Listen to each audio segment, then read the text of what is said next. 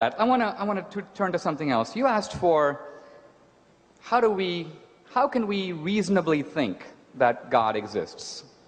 Let me ask you this question. Scientists who begin to look at the universe ask themselves this question: why does the universe have the rules that it does? Why does the universe operate according to the particular dials and parameters it has? What if those parameters were a little different? And the scientists who look at that said, if you change these parameters even an infinitesimal amount, if the gravitational force were slightly different, or the strong nuclear force, or the electroweak force, we would not have this universe, we would not have life, we would not be here having this debate. Now, what is your explanation for how we live in such a fine-tuned universe? It would seem to suggest a fine-tuner or designer. Darwinism is hopeless here because it's not accounting for the universe, only for transitions among life. So what is your rational theory for why we live in a fine-tuned universe? Right. Well, there's a good reason why no one comes to me for arguments about physics, so I have to take, but I'm not ducking the question.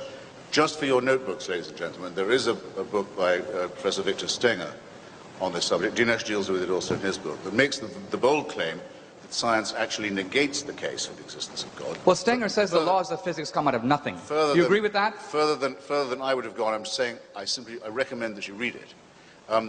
A chasm of tautology yawns at the feet of all those who go in for this argument. Richard Dawkins actually said to me once he thought it was the most interesting argument he'd so far heard or encountered in all the debates we've all had with the faithful, and it is, because there's something extraordinary about it. Of course, also appeals to us, because anything that says to us, you know, you might not have been here, but you are, so that must be something majestic, is obviously appealing to us. It's sometimes known as anthropocentric. Look at the consequences. Look at an example just in the suburb of this argument where we happen to live.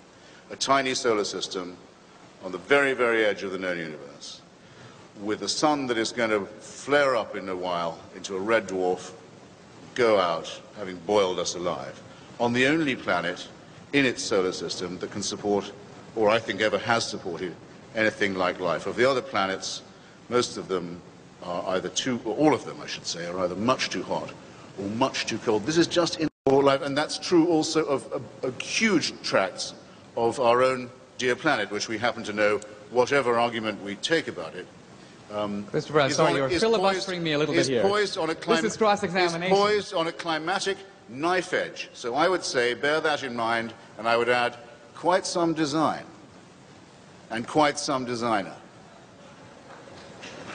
Well,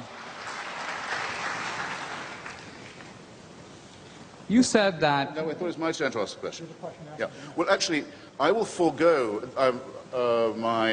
my question to you if you'll re-ask your question to me about atheist tyrannies and massacres. And I won't take too much time on it.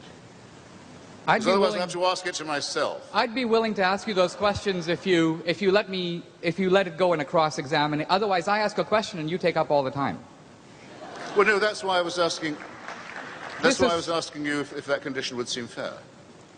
I mean, I must answer the question which you have asked me in one of your contributions. Shall we leave it for a... Let me do it this way. How about if I put the ball in your court, you pose the questions to me on this topic, and we can go back and forth? All right, then. Okay. Okay. On this question, then, of atheists and secular dictatorships that I'm only just mentioning, has it ever struck you that the original totalitarian movement of the 20th century, the one that actually invented the term totalitarianism, popularized it, claimed it for itself, the movement of Mussolini, Franco, Salazar, the Ustasha in Croatia, Father Tiso in Slovakia, you'll see where I'm going with this now, was basically only another term for the Catholic right wing. There's nothing secular about fascism. If there had been, the Vatican would not have signed treaties and concordats with all of the movements and governments that fascism created. I don't think I need to waste very much more time on that. There's a big literature on it. The Church keeps on apologizing for this, as for its engagements with similar political movements and governments in Latin America after the Second World War, after the main battle against fascism was over. The German version of this is not the same. It's quite clear that Hitler disliked Christianity, though he never repudiated his Catholicism, praised the church in Mein Kampf, asked for his birthday to be celebrated, which it was every year in every Catholic church in Germany by the order of the Vatican. And Christopher, my turn? Wait. Just in view of this, in view of the fact that not one person, according to Paul Johnson, Catholic historian known to you, I think has praised your work, up to 50% of the Waffen-SS were confessing Catholics, none of whom were ever threatened with excommunication for their activities. The only Nazi I know of to be excommunicated by the Roman Catholic Church was Joseph Goebbels.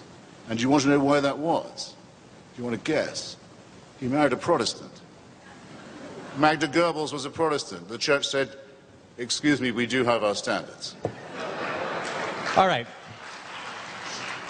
This is not secularism, Dinesh, and it's quite false to say. And it's actually, there's an insinuation in it that I reject and resent.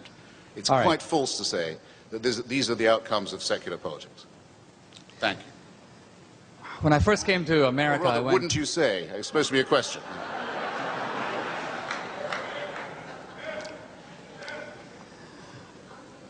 You notice that in his statement, Christopher Hitchens zoomed in on one issue, Hitler and the Nazis, leaving untouched, indeed unmentioned, the scourges of communism. He didn't not only mention, hold on, don't jump in, it's my time. This is the atheist conception of fairness. We hug the public square completely to ourselves and drive all the religions out. Look.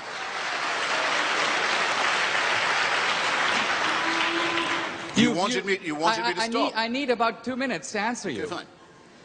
Not only did he not mention Stalin, not only did he not mention Mao, he didn't mention Pol Pot, Ceausescu, Fidel Castro, Kim Jong-il. Now, Richard Dawkins in The God Delusion says, well, there's a big difference. The Christians did what they did in the name of religion, but the atheists aren't committing their crimes in the name of atheism. Now, this is what happens when you let a biology major out of the lab. Because here's a guy who knows nothing of history. I wouldn't accuse you of that, Christopher.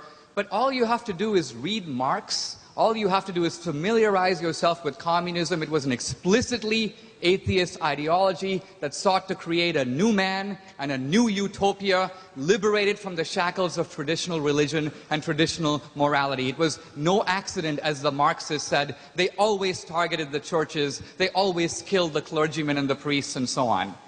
Now, the case about Hitler is very interesting. You should read Richard Evans' multi-volume History of the Third Reich. In the beginning, Hitler thought, I can make some friends among the Lutherans and the Catholics, and so he invented something called positive Christianity, which was basically Nazi Christianity. He praised Christ basically because he said that Christ was the only one alert to the dangers posed by the Jews. But you only have to read the book to realize that Hitler hated Christianity. He hired people around him who were all atheists. Their explicit goal, the moment they got into power, was to destroy the church, which was seen as doing what? Putting a little bit of a moral bridle on the horrible plans of Nazism. So ultimately, it's not the Christians. Christians ultimately are accountable in some ultimate sense, atheists or not. And that's why the atheist regimes killed more people in a week than the Inquisition could kill in 3 centuries. And why? Because of the maxim stated by Dostoevsky and the brothers Karamazov, if God is not, everything is permitted.